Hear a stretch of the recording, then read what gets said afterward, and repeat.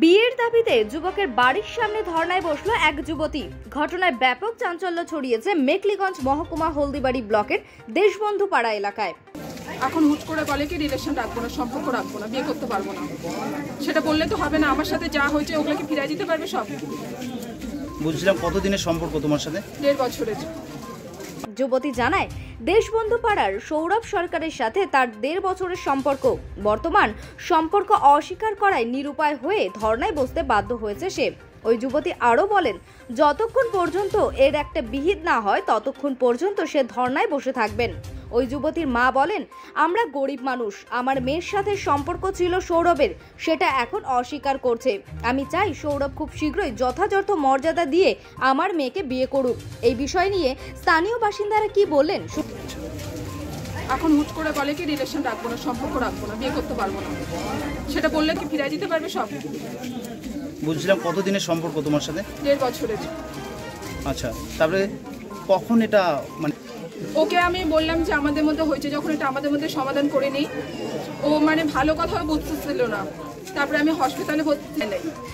তারপরে এইটা আমি করতে বাধ্য হইলাম। মানে কি করছো আজকে? আজকে আমি ধর্নায় বসছি। কোথায়? ওর বাড়ির সামনে। তারপরে এটাই আমার সাথে যা হয়েছে আমাকে চাচ্ছে। মানে এই মুহূর্তে তুমি কি চাইছো আর কি? আমি চাচ্ছি যে আমাকে বিয়ে করতে হবে। বিয়ের দাবিতে ধর্নায় বসেছো আজকে? বলছিলাম ইতিমধ্যে ওর পরিবারের সাথে কথা হয়েছে? ওর পরিবারের লোক বের হইতে হচ্ছে না। যার বিরুদ্ধে তোমার অভিযোগ রয়েছে তার সাথে কথা হয়েছে ইতিমধ্যে? ও আমার সাথে কন্ট্যাক্ট করার চেষ্টা করে। সেটা কতদিন থেকে বন্ধ রয়েছে? সেই 14 তারিখ থেকে। বলছিলাম এখানে ধর্নায় কখন বসেছো তুমি? আমি বসেছি 11টার দিকে। আচ্ছা, ইতিমধ্যে কাউকে বিষয়টি জানানো হয়েছে? না, বিষয়টি কাউকে জানানো হয়নি।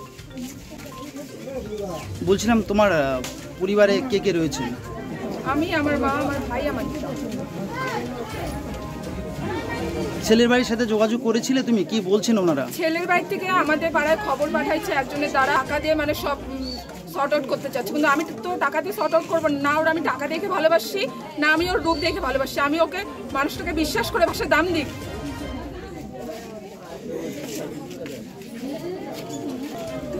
বলছিলাম কি তোমার কাছে কোনো এভিডেন্স রয়েছে? যা প্রুফ ছিল আমাকে ডাইটে নিয়ে যায়, ফোন কাড়ে নিয়ে সব ডিলিট করে এসেছে। এই প্রুফ বলতে খালি এই 2-3টা ছবি আসছে। আচ্ছা, আর ওইখানে গিয়ে ওদের সাথে আমার কি কথা হয়েছে না হয়েছে ওটা রেকর্ডিং আছে। তালা কোম্পানিতে কি হয়েছে? হ্যাঁ, তালা কোম্পানিতে আমাকে ডাকা হয়েছিল যে আমাদের মধ্যে ঝামেলা চলতেছিল, সবকিছু সর্ট আউট করার জন্য আমি গেলাম। তো ও আমাকে ভালো মতো বললো যে আমি সম্পর্ক রাখতে পারবো না। কেন পারবে না? তোমাকে তো আমি কোনো কিছু মিথ্যা জানাই নেই, সবকিছু জানাই গেছে, আমার ফ্যামিলি বিষয়, আমার বিষয়। তখন তুমি রাজি ছিলে, এখন তুমি হুট করে বলবা যে আমি রিলেশন রাখবো না, বিয়ে করবো না, তা তো হবে না। সাথে ছিল কার্তিক, উজ্জ্বল, সৌরভ, আরেকজন ছিল। তারপর সেখানে কি হয়? ওইখানটা আমি মানে ওরা এমন কখনো আমি সেন্সলেস হয়ে গেছি। তারপরে আমার কিচ্ছু মনে নেই। তারপরে তো আমি বলে অজ্ঞান হয়ে গেছিলাম ওইখানে। তারপরে আমাকে হসপিটালে ভর্তি করেছিল, হলদিবাড়ি থেকে ট্রান্সফার করেছি মেখলিগঞ্জ। ওইখানটা আমি 4 দিন ছিলাম। ডাক্তারবাবু ছুটি দেবে না, তাও আমি ছুটি নিয়ে আসি। কোনো যোগাযোগ করেনি হসপিটালে? ছিল না, কোনো যোগাযোগ করে দেখতেও যায় নাই। আর ওর বাবার মিথ্যা কথা লটাইছে যে আমাকে বলে দেখতে গেছে। এখন তোমার শারীরিক এখন আমার শারীরিক অবস্থা একদমই ভালো না। আমার মেডিকেল দেখতে পারো, কাগজপত্র সব আছে। কি বলেছেন মেডিকেল রিপোর্টে? ডাক্তার বলেছে যে এখন একদমই দুর্বল, শরীরে একদমই রক্ত নেই, তাও আমি ছুটি নিয়ে আসি। এই অবস্থায় তুমি অসুস্থ শরীর নিয়ে এখানে ধর্নায় বসছো, কি বলবা?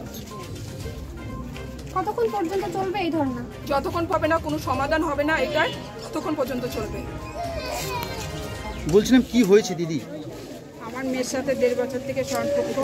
তখন বলেছিল যে হ্যাঁ আমাদের বাড়ির এই অবস্থা। বলছে ঠিক আছে, তো আমি তো তোমার মা বাবাকে করবো না, তোমাকে রেখে আমি বিয়ে করবো, ঠিক আছে। তারপর আমার মেয়ে বলছে দেখো আমরা গরিব, আমাদের সাথে তোমাদের তুলনা হয় না, মা বাবা রাজি না হলে আমরা পালিয়ে বিয়ে করবো। কিন্তু এখন আমার মেয়ের সাথে এই ব্যবহার করছে কেন? বলছিলাম আপনার মেয়ের সাথে এই ছেলের সম্পর্ক কয়দিনের? 1.5 বছরের। আমি তো এই বাড়িতে আসার পর জানতে পারলাম যে আমার মেয়ের সাথে এই অবস্থা। কতদিন হলো জানা আপনার? আমার জানা হলো 2 বছর, 2 মাস হলো। আচ্ছা, তো এখন কি সিদ্ধান্ত নিয়েছেন আপনি? আমি চাচ্ছি যে আমার মেয়ের সঙ্গেই বিয়ে করতে হবে, বাস, এর থেকে আমি আর বেশি কিছু চাচ্ছি। বলছিলাম এই ধর্নার আগে ছেলের বাড়ির সাথে কি কথা হয়েছিল?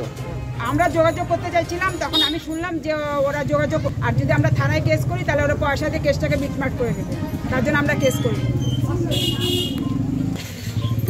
চাইছেন? আমি চাচ্ছি আমার মেয়ের বিচার। তো ধর্ণা বাড়ির ফ্যামিলি না বসবে ততক্ষণ থাকবে। ফ্যামিলি কি বাড়িতেই আছে? হ্যাঁ, ওরা বাড়িতেই আছে। বলছিলাম আপনার মেয়ে অসুস্থ, হ্যাঁ, তারপর এই তো। ধর্নায় বসছেন। ওখানে ডাক্তার ছুটি দিচ্ছিল না, তাও ও ছুটি চলে আসলো। এই তো এইটাও যার বাবা লোটাচ্ছে, এই বলে পয়সা দিয়ে করবে, এই বলে এই করবে, আমাদেরকে বলে দেখতে গেছে হসপিটালে, কেউ খবর নেয়নি যে আমার মেয়েটা কেমন আছে না আছে। তার ছেলের জন্য তো এত কিছু হলো। যদি আমার মেয়েটা যদি সম্মান ইয়ে হতো তখন কি এর থেকে বড় ক্ষতি হলে কে তার দায়ী হতো?